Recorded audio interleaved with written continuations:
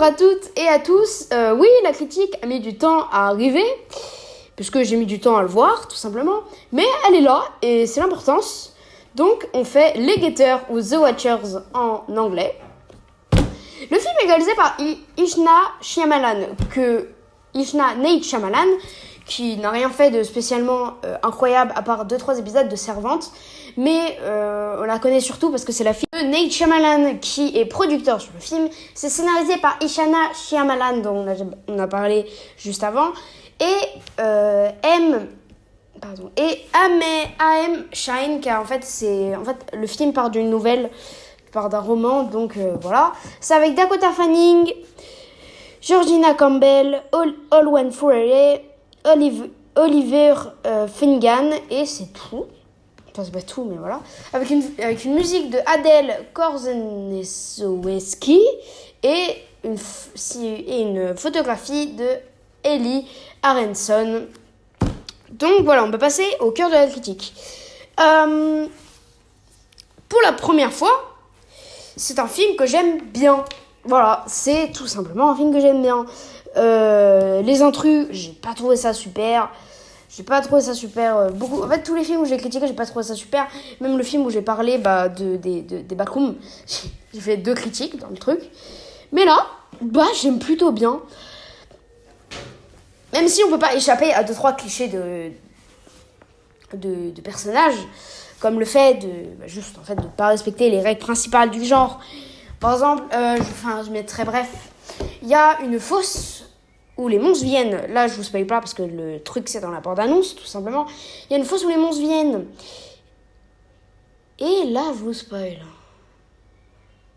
Donc, voilà. Alors, spoiler, juste avant. Donc, il y a un truc, il y a une fosse, du coup, où les monstres viennent là, le jour et sortent la nuit. Et le personnage principal, Mina, décide d'y aller. Tout simplement, genre, à quel moment tu te dis, en vrai, ça passe. Genre, en plus, c'est pas comme si elle avait jamais eu des doutes sur la forêt qui est un peu hantée. Elle a fait 2 mètres et sa voiture a disparu après les 2 mètres. Voilà, mais même au niveau des personnages, je trouve que c'est pas super bien écrit. Et il y a des moments, un peu des trous, genre. Il y a un moment où juste, vous enseignez où Oliver, comme il s'appelle, je sais pas, le type un peu bizarre qui enferme tout simplement les gens en dehors de la cage. Du coup, voilà, pourquoi, on ne sait pas. Parce qu'il veut faire ses propres règles, mais Mina n'a rien fait. Donc voilà. Qu'est-ce qu'il y a de mauvais ? Et voilà, je sais ce qu'il y a de mauvais. La photographie a des bons moments. En fait, la photographie a des bons moments, mais aussi des moments clichés. Quand je dis cliché, c'est un peu compliqué parce que c'est, photographie, quoi. En fait, la brume dans la forêt, je trouve ça bas de gamme et limite, bas de gamme et vraiment pas ouf, genre. Le film aurait été sans, ça aurait été tout aussi bien. Bon, voilà, après on peut passer jamais ça dans le truc, voilà, c'est une forêt, donc il y a de la brume, et en plus la brume on la voit que très peu de fois dans le film, c'est très peu appuyé. Le film a beaucoup été tourné en nuit américaine, voilà, donc ça se voit, si vous ne savez pas ce que c'est la nuit américaine, c'est tourné en plein jour et après rajouter un filtre qui fait croire que c'est la nuit, sauf qu'on voit les ombres et qu'en fait ça se voit. Le film, la fin est tournée en nuit américaine, ce qui est un peu obligé, ce qui est plus simple, mais ce qui est pas ouf. Vraiment, là, je trouve la bête noire pour vraiment dire des mauvais trucs. Sinon, il y a... Oui, voilà. Le deuxième retournement de situation de fin. Il est loin d'être bien. Dans le premier, je vais en parler après, parce que je vais en parler après. Mais le deuxième, ok, d'accord, c'est mi-humain, mi-truc. Ok, c'est un ange. Ok, le film aurait été sans, ça aurait été tout aussi bien. Vraiment, le film aurait été sans, ça aurait été tout aussi bien. Et voilà, oui, voilà. La scène d'introduction. Alors, c'est pas que j'ai un problème spécialement avec la scène d'introduction, c'est qu'elle sert à introduire un des personnages qui va jouer après sur une scène d'angoisse qui m'a particulièrement touchée. C'est que, en fait, En fait, moi j'aurais préféré qu'on dise que, ok, il a disparu. Après les 6 jours, qu'on voit 2-3 photos, tu vois. Que, en gros, on a des flashbacks un peu comme on a des flashbacks de Mina qui a tué sa mère. Voilà, c'est pas... La scène d'introduction, je pense qu'on aurait pu faire ça, même si ça nous sert à nous mettre un peu toutes les lignes directives. Les oiseaux, la forêt, les monstres. Même si les monstres du début, je les trouve... Voilà. Deuxième problème, c'est pas spécialement les jumpscares. Les jumpscares... Franchement, c'est au réalisateur de choisir, à la réalisatrice de choisir, du coup. Disent que, en fait, genre, tu peux faire des jumpscares, ok, mais là, genre, les trucs, c'est un bruit brusque et le personnage principal qui sort de l'écran. C'est juste ça, qui se fait emporter. Bon, ok, mais voilà. Genre, c'est pas ouf, on aurait pu faire ça. Sinon... Le film est vraiment bon. Je mens pas sur ça, le film est vraiment sympa à voir. C'est pas, ça révolutionne pas tout le genre du fantastique horrifique. Mais c'est vraiment sympa à voir comme le jeu d'acteur, tout simplement, qui est plutôt bon, même si Mina... Parce que moi, tous les films que je vois, je les vois en VO, en version originale sous-titrée. Donc, le jeu de Mina était des fois bon, des fois mauvais. Même si je trouve que dans l'ensemble il était plutôt bon. Après Dakota Fanning a travaillé sur pas grand chose. Oui, purée. Ouais, j'ai complètement oublié. Elle a travaillé sur La Guerre des Mondes. Elle joue la fille. Mais non, c'est vrai. Elle joue dans Once Upon a Time in Hollywood. Ouais, c'est pour ça. Des fois c'est bon, mais des fois, en fait, elle essaie trop de jouer genre, genre elle essaie trop de donner de l'émotion. Déjà moi je trouve que l'émotion ne marche pas super bien.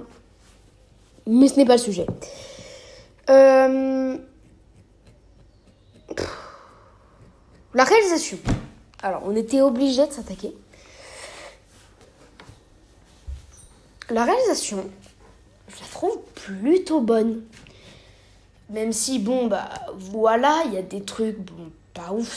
Pour un premier film, la réalisation est vraiment, vraiment bonne.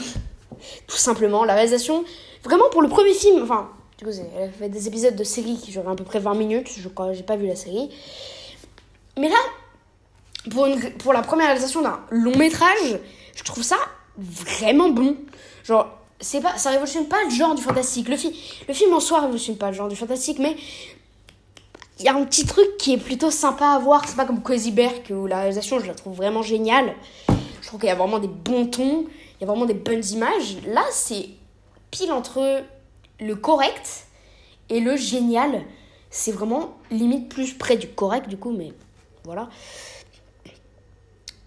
Sinon, la photographie, des fois, est vraiment dans la cage. Voilà, la photographie dans la cage est vraiment bonne. Les trucs un peu de lumière jaune qui, personnellement, me fait beaucoup penser au Backroom, qui, du coup, avec une lumière plus orangée. Voilà, je trouvais ça vraiment pas mal. Pas mal idée, voilà. Sinon, voilà, je l'ai dit juste avant. Qu'est-ce que je voulais parler ? Ouais, le scénario. Et les personnages sont plutôt bien écrits, même si qui essayent un peu trop de donner de l'émotion. Et aussi, il y a un truc que je comprends pas, mais que, je sais pas, en gros, au début, on nous dit qu'elle se déguise. Et ok, mais c'est... Moi, quand on a dit, du coup, qu'elle se déguisait, je me suis dit, purée, non. Ne dis pas que non. Je me dis, dès qu'elle va venir, parce que je connaissais un peu l'histoire, dès qu'elle va aller dans l'endroit, elle mentira sur son truc. Elle mentira sur son identité. Et non, elle dit la vérité. Voilà. Voilà. Alors, j'ai parlé du jeu d'acting. Il y a un truc dont je vais pas parler, mais ça, je garde pour la fin. Oui. Ça, je m'attaque à un truc. Le retournement de situation de fin. Le premier, pas le deuxième. En gros, on comprend que, du coup, Madeleine, et en fait, c'est un Watchers. Je trouvais ça vraiment bon. Genre, moi, personnellement, ça m'a retourné le cerveau. Le film, je l'ai vu avec un ami, donc lui aussi, ça l'a retourné le cerveau. Mon ami a beaucoup aimé le film. Vraiment, ça nous a retourné le cerveau. On s'y attendait vraiment pas. Moi, je savais qu'il y avait un retournement de situation à la fin, mais moi, je m'attendais à ce que les monstres, en fait, c'est des humains. Et plus on avance dans le film, plus on voit que les monstres, ça ne peut pas être des humains. Donc, plus on avance dans le film, plus c'est pas des humains. Puis voilà. Voilà, là on entre sur la dernière partie de la critique. En fait, c'est tout ce que je vais dire. Non, en gros, avec mon pote, on a longtemps eu un débat, parce qu'on en a beaucoup reparlé du film. Voilà, on attend que je fasse la critique parce que j'avais un voyage, voilà, avec lui. Et du coup, on a beaucoup reparlé du film. Et en fait, on n'était pas d'accord sur beaucoup de choses, sur 2 trucs. Pour moi, si on montait dans les arbres, on avait des chances de survivre. Pour lui, les arbres sont maudits. Voilà. Je sais pas si pour vous c'est ça. N'hésitez pas à me dire en commentaire parce que moi je sais pas. Pour moi les arbres, ils sont pas maudits du tout. C'est juste voilà. Deuxième truc, oui. À un moment on voit John dans la forêt qui rentre à peu près avec la caméra. Et John, c'est John je crois. Oui c'est John. En gros c'est la personne qui a disparu pendant 6 jours et on le revoit à poil. Du coup. Pour mon pote, c'était pas un humain, c'était un Watchers. Pour moi, c'est un humain, c'était John. Et genre, ils l'ont pas ouvert. Enfin, moi, je sais pas si c'est un des 2. Du coup, si vous avez vu le film, vraiment, dites-moi en commentaire, parce que moi, j'en ai aucune idée. Genre, on en a beaucoup parlé, mais pour lui, c'est vraiment un Watchers à 100%. Pour moi, c'est... ça peut être un Watchers, mais ça aussi peut être un humain. Mais ce qui m'étonne, c'est qu'il a poil. Et ça, ce qui fait... En fait, s'il aurait été habillé, et s'il aurait eu du sang, ça aurait pas été un Watchers, ça aurait été un humain. Mais là qu'il est à Paywall, je sais pas. Dernière partie de la vidéo, le monstre. Mamma mia. Comme il est bon le monstre. Waouh, il me fait frissonner. Oh, première apparition du monstre, on le voit un peu de loin, on le voit de caché, ce qui est vraiment bon. Moi, personnellement, j'avais eu peur parce qu'en fait, à des moments, on l'entrevoit et je trouve ça dégueulasse. Je trouve que le design de loin du monstre est banger. L'idée du monstre est banger. Que ce soit un ange enfermé, c'est banger. Par contre, quand on le voit un peu de près, en fait, dans The Spy, on le voit un peu de près, ça garde le suspense au début.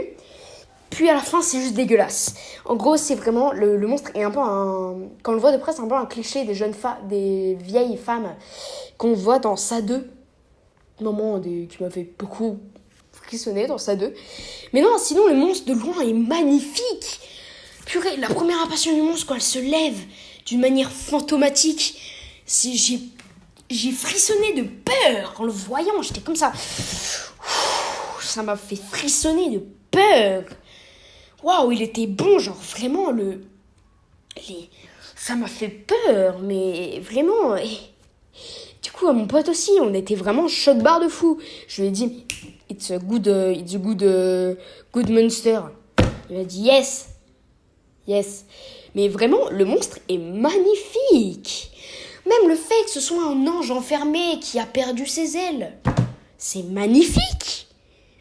Gardez-moi ça, moi j'en veux plus. Moi, tous les films d'horreur, à part Vermine, ils proposaient des monstres dégueulasses. Genre, sous la scène, c'était loin d'être bien. Le requin était dégueulasse. Comme là, en fait, là, je pense qu'on le voit pas parce que... En fait, c'est surtout un cache-misère. C'est surtout un cache-misère, en fait. Que le fait qu'on le voit pas, parce que quand on le voit de près, c'est dégueulasse. Surtout, en fait, c'est surtout un cache-misère. Mais genre, mamma mia, de loin... Oh, c'est mamma. Wow, mamma mia. It's good. It's really good. Oui, la forêt aussi. La forêt, elle est incroyable. La forêt, du coup, je sais pas où a été tourné le film.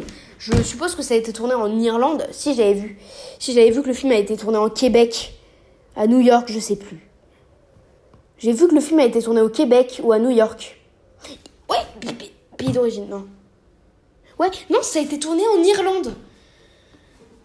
Franchement, ça se sent parce que c'est beau, en fait. Le film est profondément sympathique à voir. La photographie est vraiment belle, du coup, voilà. Et quand on filme la forêt, quand on voit les forêts... Déjà, c'est plutôt bien filmé, ce qui étonne pour un premier film, parce que, par exemple... Oui, par exemple, je vais grandement comparer à Le Rituel de David Rotner. Parce que ça se rapproche un peu, quand même. Et Bah, quand on compare les plans de David Ruckner à les plans de Ishlana Shyamalan, personnellement, je préfère les plans de Legator parce que, en fait, la photographie de... Non, l'image de... Non, la réalisation de Le Rituel est franchement... Bah, on voit les arbres, mais on voit que ça, quoi. Genre, on peut pas entrevoir un truc au loin. Genre, il y a plusieurs moments où je me dis, c'est quoi ce truc là-bas? Et en fait, c'est juste un arbre. Et du coup, voilà, je trouve que, voilà. Et ben, j'ai pas trop d'autres trucs à dire. Si, du coup, le film se rapproche énormément de Le Rituel. Et aussi, les monstres m'ont fait, à moi et à mon pote, beaucoup fait penser à les monstres les Doppelgangers. Créés avec Mandela Catalogue, dont j'avais un peu parlé. Voilà, du coup, voilà. Voilà.